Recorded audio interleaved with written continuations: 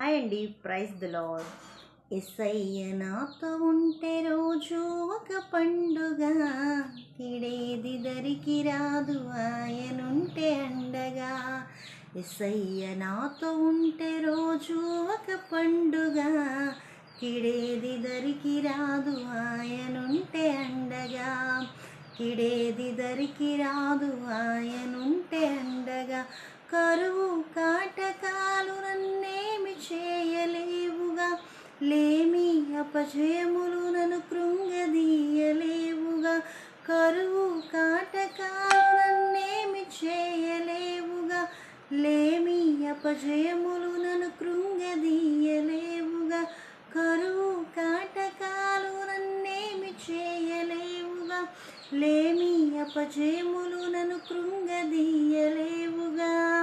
యేసయ్య నాతో ఉంటే రోజు ఒక పండుగ, కిడేది దరికి రాదు ఆయనుంటే అండగా.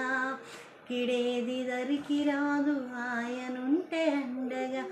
ఇరుకు ఇబ్బందులు నన్ను ఏడిపించలేవుగా, శ్రమలు వ్యాధి బాధలు నిరాశపరచలేవుగా. ఇరుకు ఇబ్బందులు నన్ను ఏడిపించలేవుగా, శ్రమలు వ్యాధి బాధలు నిరాశపరచలేవుగా. యేసయ్య నాతో ఉంటే రోజు ఒక పండుగ, కిడేది దరికి రాదు ఆయనుంటే అండగా. నిజమేనండి, యేసయ్య మనతో ఉంటే మనకి చాలా అండగా ఉంటుంది. ఏ కీడు ఏది కూడా మన దరికి రాదు. ఆయన ఉంటే మనకు గొప్ప ధైర్యం. ఇరుకు ఇబ్బందులు మనల్ని ఏడిపించలేవు, శ్రమ వ్యాధి బాధలు నిరాశపరచలేవు అనేది ఈ పాటలో ఉందన్నమాట. కరువు కాటకాలు నన్నేమి చేయలేవు, లేమి అపజయాలను కృంగదీయలేవు. పరిస్థితులు ఎలా ఉన్నా నేను చాలా ధైర్యంగా ఉంటున్నాను అనేది మాత్రం ఈ పాటలో చాలా బాగుందండి.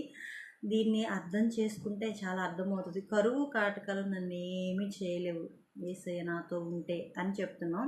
లేమి అపజయాలు నన్ను కృంగదీయలేవు, నా దగ్గర ఏది పలానా వస్తువు లేదు, పలాంది లేదు అని నేను కృంగిపోను అనేది ఫస్ట్ వచనంలో చెప్తుంది. రెండో వచనంలో ఏంటంటే, ఇరుకు ఇబ్బందులు నన్ను ఏడిపించలేవుగా, ఇరుకు ఇబ్బందులు నన్ను ఏడిపించలేవుగా. శ్రమలు వ్యాధి బాధలు నిరాశపరచలేవుగా. శ్రమలు వ్యాధులు బాధలు వచ్చి కృంగిపోవడం కానీ నిరాశపరచిపోవడం కానీ అనేది నాకు జరగదు. నా యేసయ్య నాతో ఉంటే ప్రతిరోజు ఒక పండుగ అనేది ఈ పాట చాలా స్మాల్ అనమాట, చాలా చిన్న పాట.